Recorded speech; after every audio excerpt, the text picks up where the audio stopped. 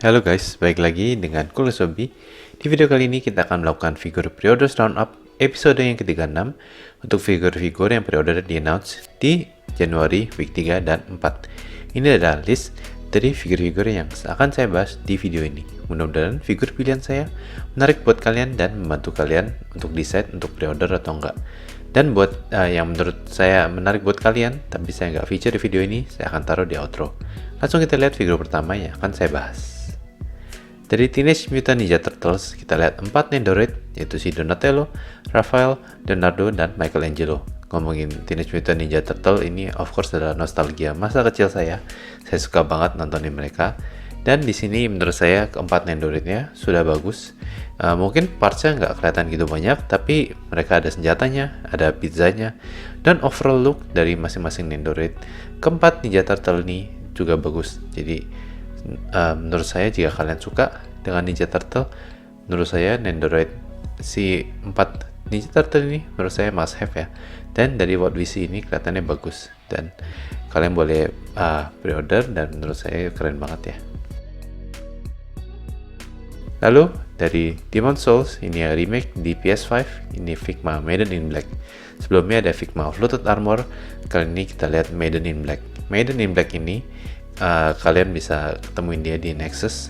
Dia adalah orang yang dituju jika kalian mau level up. Jadi menurut saya dia perannya cukup penting di sini. Secara penampilan menurut saya sih sudah cukup oke ya. Memang secara parts nggak gitu banyak karena of course seperti saya bilang tadi dia perannya lebih ke untuk level up, jadi nggak terlalu untuk battle.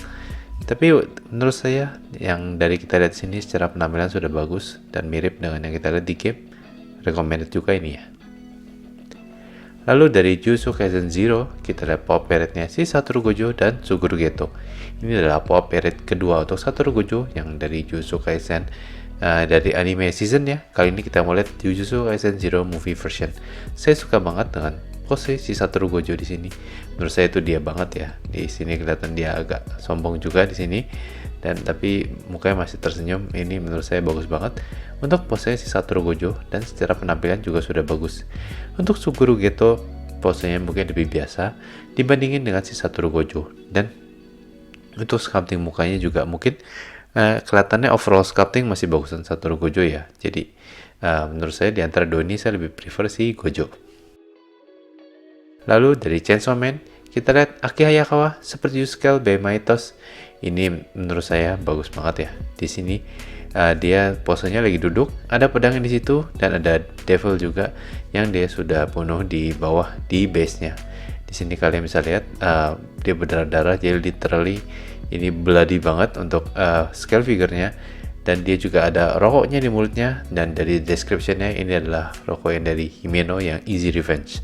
Jadi overall posenya keren banget.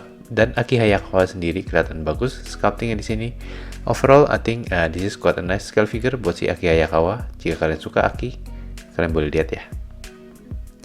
Lalu dari My Hero Academia, kita lihat RFXJ Sota Aizawa 1/8 scale.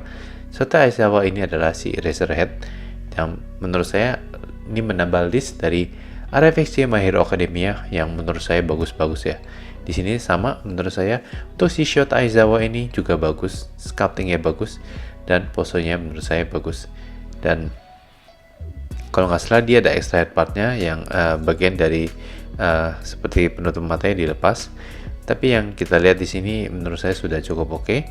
Terus secara sculptingnya bagus untuk base-nya di berbatuan seperti My Hero Academia RFXJ lainnya. Menurut saya ini figur yang keren ya. Lalu masih RFXJ, kita lihat Makima 1/8 scale, of course ini dari Chainsaw Man.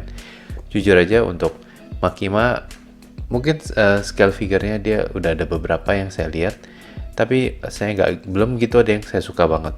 Even for this RFXJ, dan mungkin kalian juga tahu dari video saya suka banget RFXJ, tapi saya belum gitu nyantol banget dengan RFXJ Makima ini. Tapi itu mungkin personal preference saya, tapi honestly this is quite a nice scale figure untuk si Makima ya. Di sini sculptingnya bagus dan Makimanya juga mirip, posenya juga bagus. I think this is quite good scale figure ya. Oke, sampai sini aja untuk figur pre-order roundup kita kali ini. Gimana menurut kalian untuk pilihan figur-figur yang saya pilih untuk saya bahas? Apakah figur-figur tersebut sudah kalian consider untuk pre-order? Dan apakah video saya ini membantu kalian? Let me know down in the comment ya. Untuk figur-figur yang saya nggak bahas di video ini dan menurut saya akan menarik buat kalian, saya akan taruh tersebut semua di outro, jadi nonton videonya sampai habis ya. Dan mungkin kedepannya saya lagi berpikir apakah saya mau tambahin lebih banyak untuk figur yang dibahas atau malah saya kurangin jadi lebih singkat pembahasannya, karena saya tahu ini cuman gambar-gambar yang saya ambil dari official website dan saya bahas. Saya nggak tahu seberapa menarik ini buat kalian, jadi supaya saya tahu apakah video figur pre-order roundup ini actually menarik buat kalian dan membantu kalian, let me know about it in the comment. Jadi saya bisa think about it whether saya mesti rubah atau enggak di kedepannya. Dan untuk next video saya akan unboxing dan review untuk Nendoroid 3 Spy Family ini si Your Forger. Ditunggu untuk next videonya ya. Seperti biasa, jika kalian mau support saya, please consider to like and share the video, enable notification, dan jangan lupa untuk subscribe to the channel. Thank you for watching. I will see you in the next video. Bye bye.